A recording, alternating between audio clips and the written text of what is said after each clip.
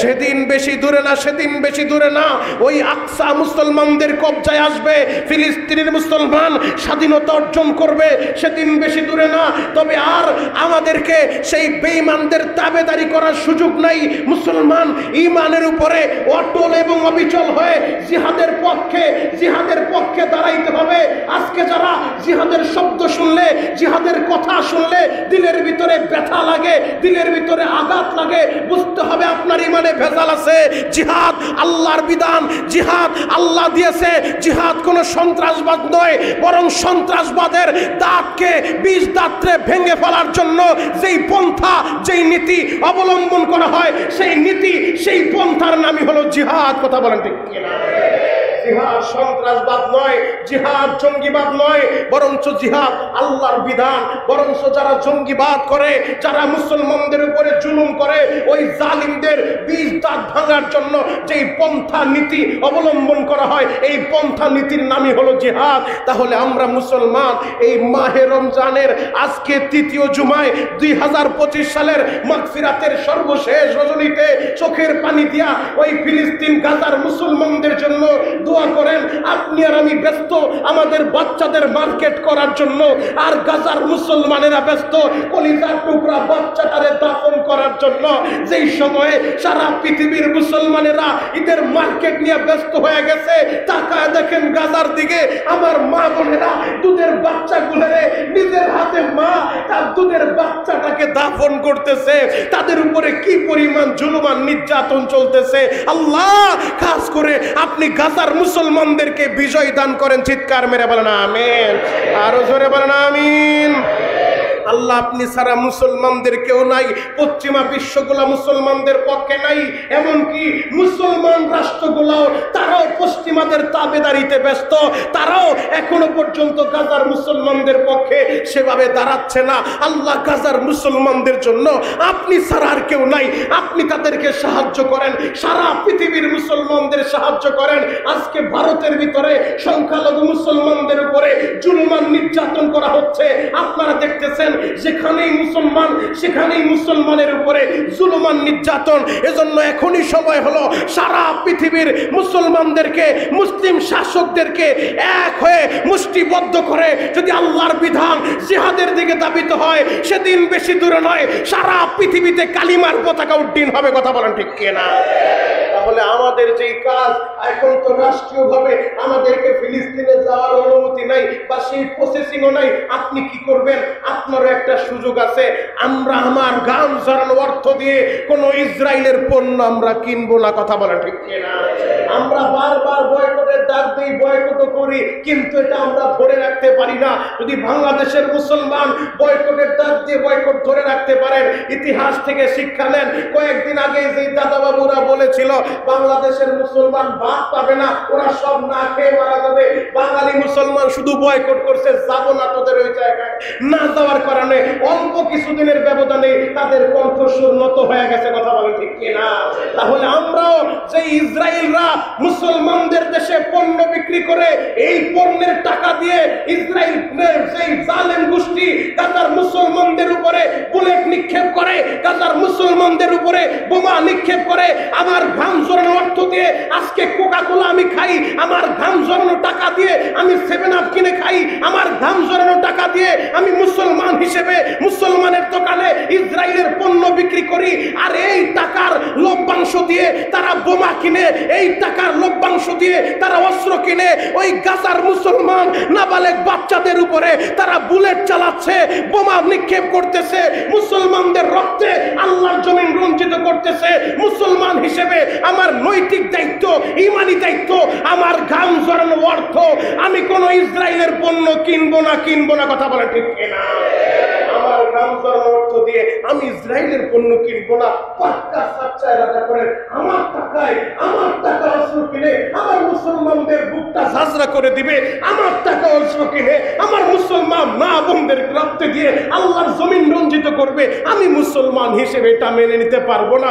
আমাদের যার যে অবস্থান থেকে এইবার ঈদের সময় পাক্কা সাচ্চা এরাদা করেন। ইতিপূর্বে কোকা কোলা আমরা বয়কট করেছিলাম, কোকা কোলা বয়কট করার পরে তারা লেভেল পাল্টায় ফেলছে, লেভেল পাল্টায়া যত রঙেই যত পোশাক পরাইছে মুসলমান তাকায়ও দেখে নাই, এখন আবার ভুলে গেছে, আবার সোচ্চার হতে হবে। এই ঈদের সময় আমরা কেউ কোকা কোলা 7 আপ খাবো না, ইনশাআল্লাহ। আমরা নিজের টাকা দিয়ে কোকা কোলা কিনবো না, খাবো না। আপনি কোকা কোলা প্রতিবাদ করলেন, টাকা দিয়ে কিনাই না, এরপরে ফালায় দিলেন। এই প্রতিবাদের লাভ হলো কি? আমি কিনবো না, আমি দোকানদার হিসেবে আমার দোকানে বিক্রি করব না, আমার অবস্থান থেকে আমার টাকা দিয়ে আমি ইসরায়েলের কোনো পণ্য কিনতে পারি না। বিকল্প তো আমাদের দেশেও আছে, বিকল্প তো মুসলমানদের পণ্য আছে, বিকল্প তো আমার দেশের ভিতরেও কোকা কোলার পরিবর্তে মজু খাইতে পারেন।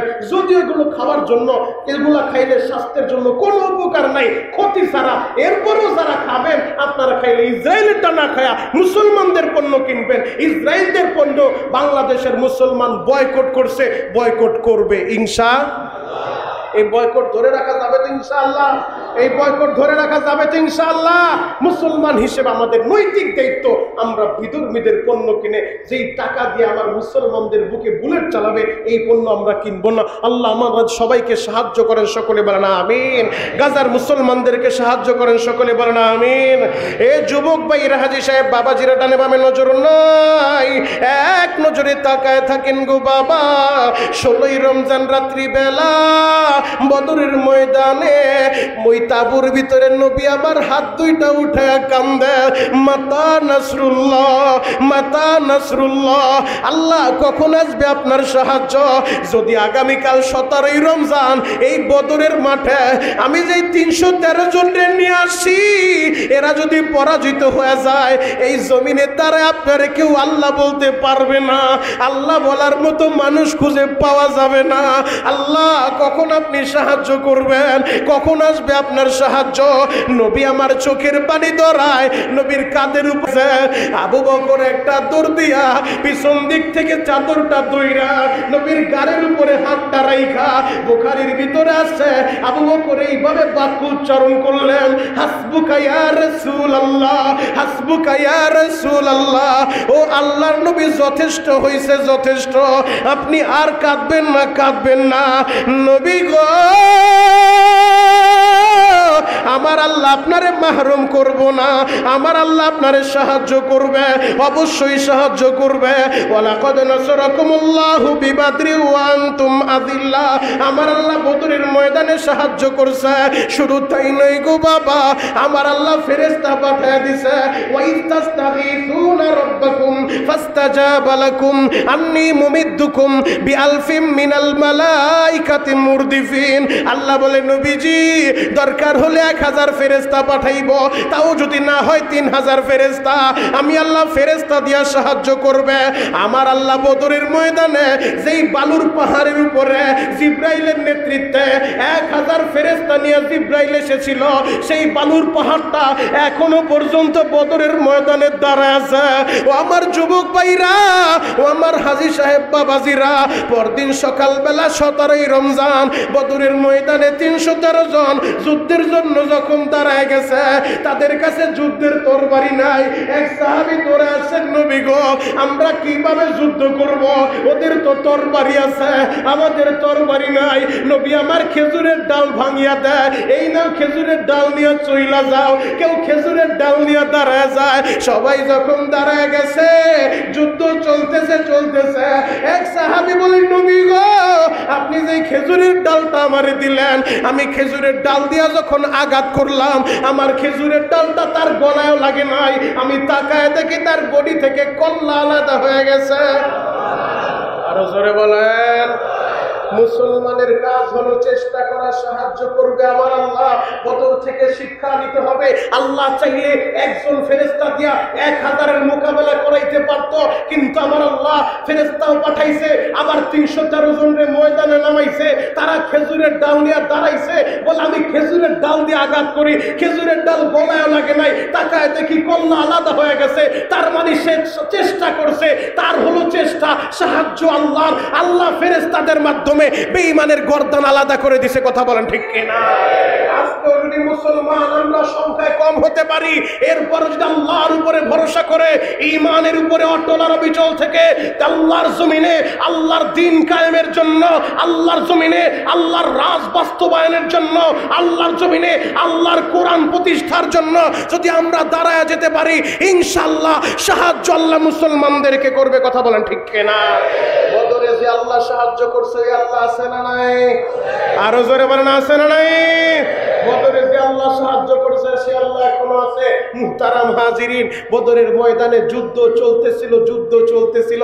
হঠাৎ করে দুইটা বালক, 10 বছর আর 12 বছরের দুইটা বালক, একটা দৌড়ে আইসা আব্দুর রহমান ইবনে আউফ, নবীর বয়োবৃদ্ধ একজন সাহাবী আব্দুর রহমান ইবনে আউফ বয়ান করে, আমি যুদ্ধ করতেছিলাম, হঠাৎ করে দেখি দুইটা বাচ্চা দৌড়ে আইসা আমারে বলে, চাচা, ও চাচা, আপনি একটু বলেন না আবু জাহেলকে, আবু জাহেল একটু দেখায় দেন। কারণ তৎকালীন জামানায় তো আর মিডিয়া ছিল না যে মিডিয়ার মাধ্যমে দেখবে কে বেঈমানদের নেতা, তখন তো আর মিডিয়া ছিল না। বলে, চাচা একটু বলেন না আবু জাহেলকে।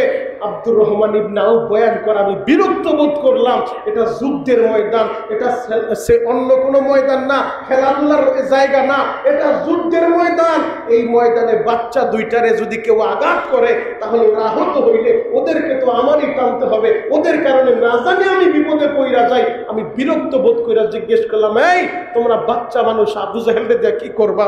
দুইটা বাচ্চা দাঁড়ায় কান্দে আর বলে, চাচা গো, আমরা আমার মার কাছ থেকে শুনছি এই লোকটা অনেক খারাপ, এই আবু জাহেল নাকি মক্কার ভূখণ্ডে আমার নবীরে সবচেয়ে বেশি কষ্ট দিছে। এই আবু জাহেল নাকি মক্কার ভূখণ্ডে আমার নবী যখন কাবা করে নামাজে দাঁড়াইছে, আমার নবী যখন সিজদায় গেছে, আবু জাহেল তার সাঙ্গ পাঙ্গ নিয়া মরা উটের পচা নারী বুড়িগুলা আমার নবীর ঘাড়ের উপরে চাপায় দিছে, যেন নবী আমার দুর্গন্ধে দুনিয়া থেকে বিদায় নেয়। আব্দুর রহমান ইবনে আউফ বলে, বাচ্চা দুইটা আমার সামনে দাঁড়ায় বলে, চাচা গো,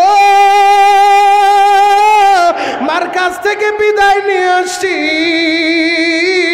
আমার মা নিজের হাতে ভাত খাওয়া দিছে, মাই বইলা দিছে বাবারে যেই বেঈমান আমার নবীরে জ্বালাইছে, আমার নবীরে কষ্ট দিছে, আমার নবীর গালের ভিতরে একবার আবু জাহেল এমন জোরে থাপ্পড় মারছে, 5টা আঙ্গুল আমার নবীর গালের ভিতরে পয়সা গেছে। ও চাচা, আমার মা বইলা দিছে, ওই বেঈমানরে দেখার পরে হয়তো ও বাঁচবে, নয়তো তোরা বাঁচবি। আমার নবীরে যে মারছে, নবীরে অপমান করছে, এর বদলা যদি তোরা নিতে পারো, আমি মা দুধের দাবিটা ছাইরা দিব। ও চাচা, আপনি দেখা দেন, আবু জাহেলকে আমরা তো চিনি না। আব্দুর রহমান ইবনে আউফ বলে, বাচ্চা দুইটার আবেগ এবং ভালোবাসা দেখা আমি হাতের আঙ্গুলে দিয়ে ইশারা দিয়া দেখাইলাম, বাবারে ওই যে তাকায় দেখো, যুদ্ধের শাড়ির ভিতরে ঘোড়ার উপরে সাওয়ার হইয়া, যুদ্ধের সাজে সজ্জিত হইয়া, লম্বা তরবারি নিয়া যিনি নেতৃত্ব দিতেছে, ওই লোকটার নামই হলো আবু জাহেল। আব্দুর রহমান ইবনে আউফ বলে, আমি হাত দিয়া দেখাইছি, হাতটা নামায় তাকায় দেখি বাচ্চা দুইটার আমার সামনে নাই। আরো জোরে বলে, আমি হাত দিয়া দেখা, বুখারীর ভিতরে আব্দুর রহমান ইবনে আউফ বলে, আমি ইশারা দিয়া দেখাইলাম, ওই যে আবু জাহেল যে নেতৃত্ব দিতেছে, ঘোড়ার উপরে সাওয়ার হইয়া, যুদ্ধের সাজে সজ্জিত হইয়া, লম্বা তরবারি নিয়া যে নেতৃত্ব দিতেছে, ওইটাই আবু জাহেল। আমি দেখা হাত নামায় দেখি বাচ্চা দুইটা নাই, ওরা বাস পাখির মতো উইরা বিদ্যুৎ গতির ভিতরে ওরা বাচ্চা দুইটা আমার সামনে থেকে আবু জাহেলের সামনে চলে গেছে। বিদ্যুৎ গতিতে দুইটা বাচ্চা মাস আর মৌবিজ 10 বছর 12 বছরের দুইটা বালক, মায়ের দুইটা সন্তান, বাপ হারা দুইটা সন্তান। আবু জাহেলের সামনে যা ছোট্ট ভাইটা তরবারি নিয়ে আবু জাহেলের ঘোড়ার পায়ের ভিতরে বিসমিল্লাহ বলে যখন আল্লাহু আকবার বলে তরবারি দিয়ে আঘাত করছে, ঘোড়ার পা কাইটা গেছে। ঘোড়া যখন কাত হইছে আবু জাহেল জমিনে লুটায় পড়ছে। আবু জাহেল পড়তে দেরি, দুইটা ভাই মাস আর মৌবিজ বিদ্যুৎ গতিতে আবু জাহেল ধরাশয়ী কইরা ওরে জমিনের ভিতরে শোয়া আবু জাহেলের বুকের উপরে উঠা আল্লাহু আকবার বইলা তরবারি চালায়া দিচ্ছে।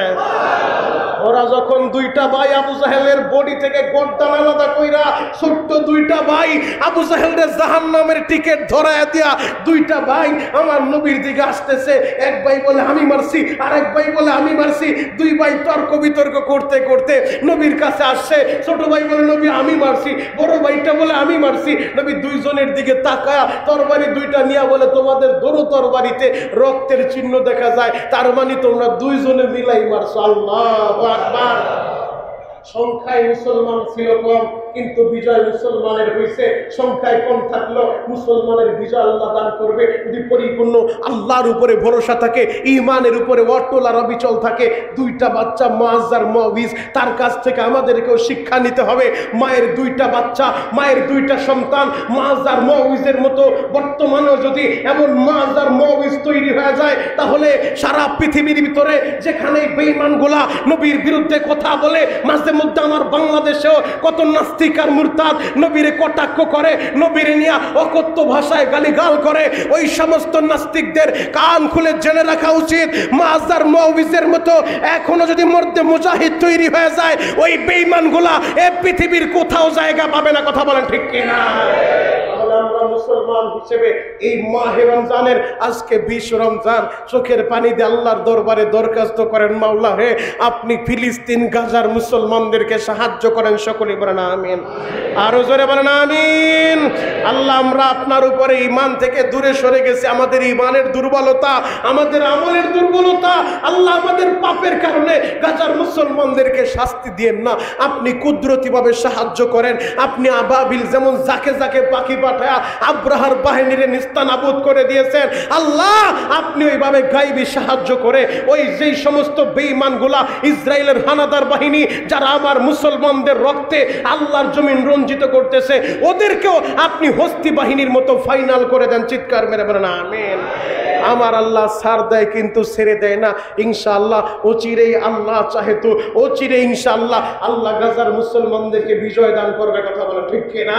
তাহলে গাজার মুসলমানদের জন্য চোখের পানি ঝরানো দরকার আছে না নাই? আরো জোরে বলেন আছে না নাই?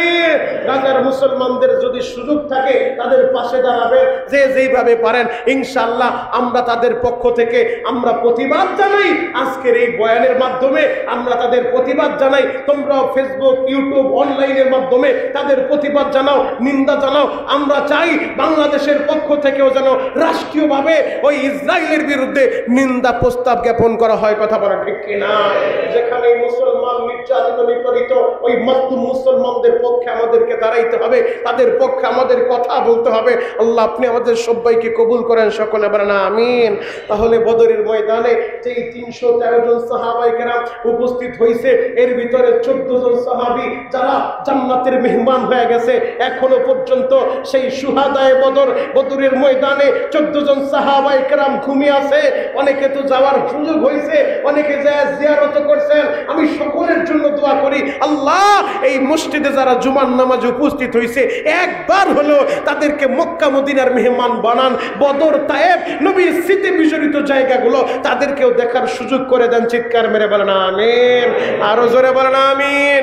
তাহলে সেই বদরি ফান্ডে আপনারা যারা আমাদের এই দোতলা মাদ্রাসায় নাম লিখিয়েছেন, আলহামদুলিল্লাহ অনেকে ইতিপূর্বে বৎসরে 1000 টাকা আমাদের এই বদরে একটা ফান্ড আমরা করেছি দোতলা মাদ্রাসায়। তো আলহামদুলিল্লাহ অনেকে 1000 করে টাকা দিয়েছেন। 2019 থেকে শুরু হয়েছে।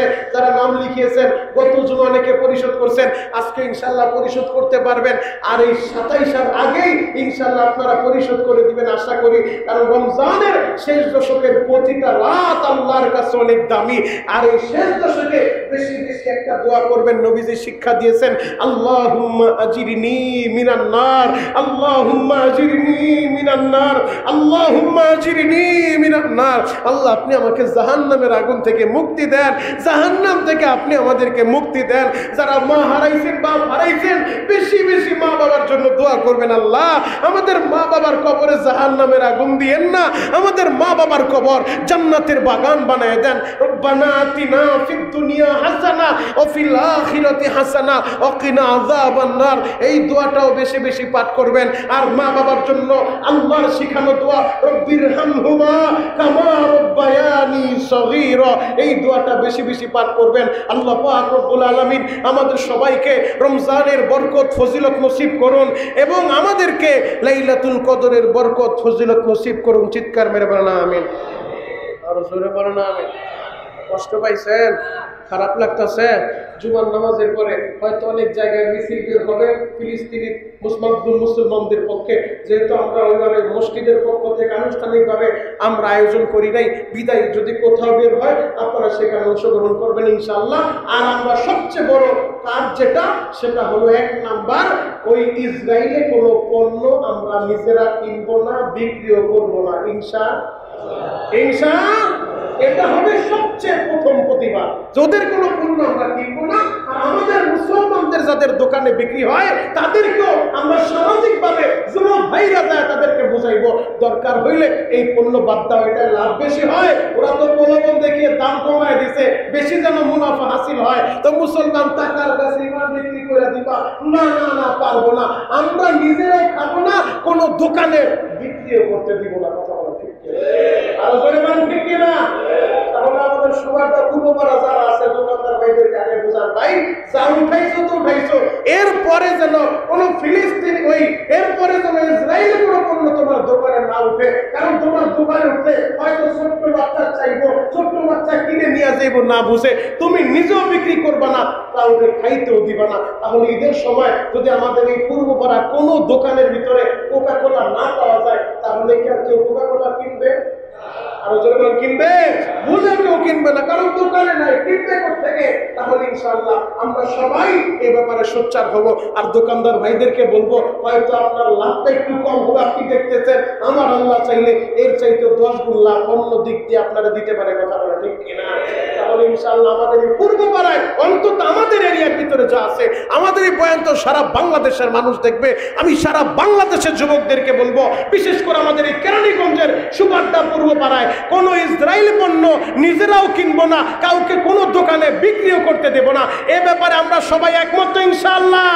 আল্লাহ পাক রব্বুল আলামিন আমাদের সবাইকে বুঝা আমল করার তৌফিক দান করুক। সকলে বলেন আমিন। দুরূদ শরীফ যালামনা আনফুসানা ওয়া ইল্লাম তাগফির লানা ওয়া তারহামনা লানাকুনান্না মিনাল খাসিরিন। রব্বানা ইগফির লানা ওয়ালিওয়ালিদাইনা রব্বিরহামহুমা কামা রব্বায়ানি সগীরা। রব্বুল আলামিন কুদরতের নজর দিয়ে একটা বার তাকায় দেখেন, আমি গুনাহগার পবিত্র মাহে রমজানের ৩য় জুমা আপনার দামি বান্দাদেরকে নিয়ে ভিক্ষুকের মতো 2টা হাত তুলেছি। রব্বুল আলামিন মেহেরবানি করে আপনি আমাদের সকলের জীবনের গুনাহ খাতা মাফ করে দেন। আল্লাহ, গুনার দিকে তাকাইলে জাহান্নামের আগুন ছাড়া কিছুই দেখি না। গুনার দিকে না তাকাইয়া আপনার রহমতের দিকে তাকাইয়া আপনি আমাদের সকলের গুনাহগুলো নেক দ্বারা বদলায়া দেন। রব্বুল আলামিন হাত উঠাইলেই তো মনে পড়ে যায় মা দক্ষিণীর কথা, হাত উঠাইলেই মনে পড়ে যায় বাবা দুখুমিয়ার কথা।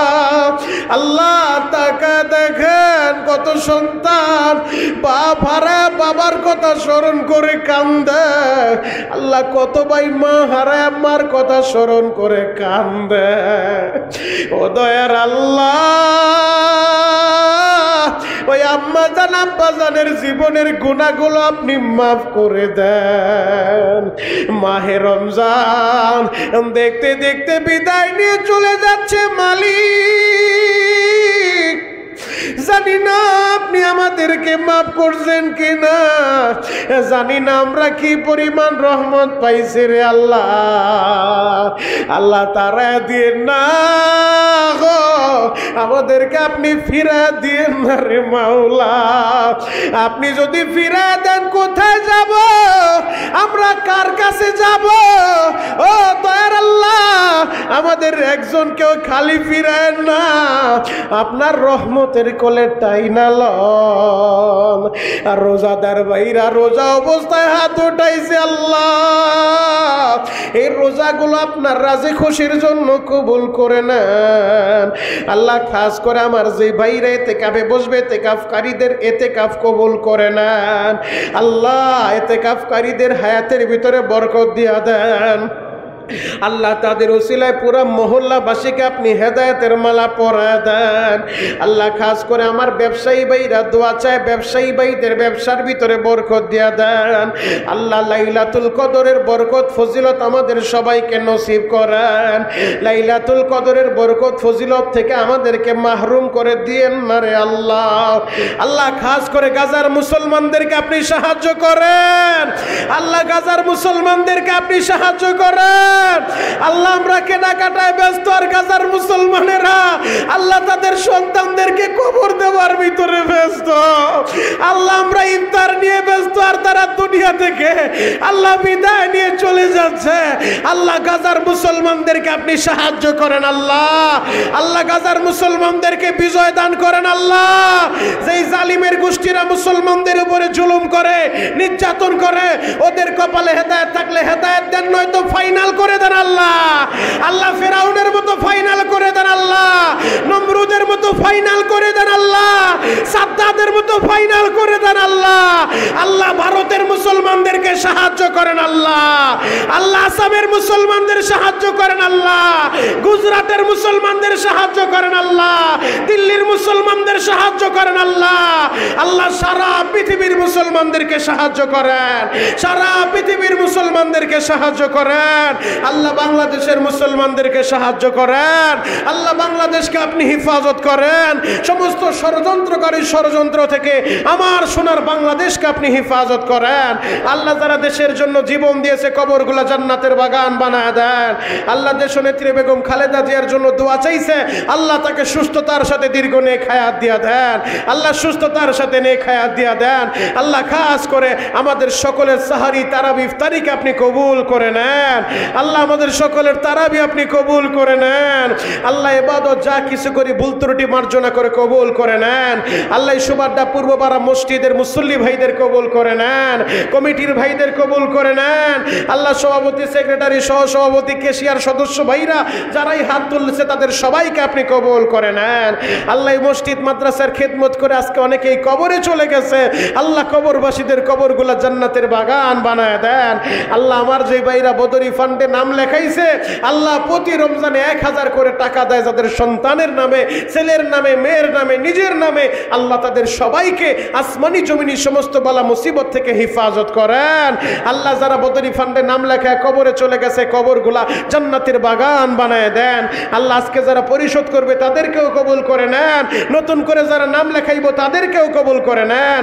আখিরি দরখাস্ত মালিক, যেই দিন এই দুনিয়া থেকে বিদায় নিয়ে চলে যাব, আমাদের দরজায় মালাকুল মউত আজরাইল দাঁড়া যাবে। ওই দিন ওই মুহূর্তে আমাদের সকলের জবানে জারি করে দিবেন লা ইলাহা ইল্লাল্লাহু মুহাম্মাদুর রাসূলুল্লাহ।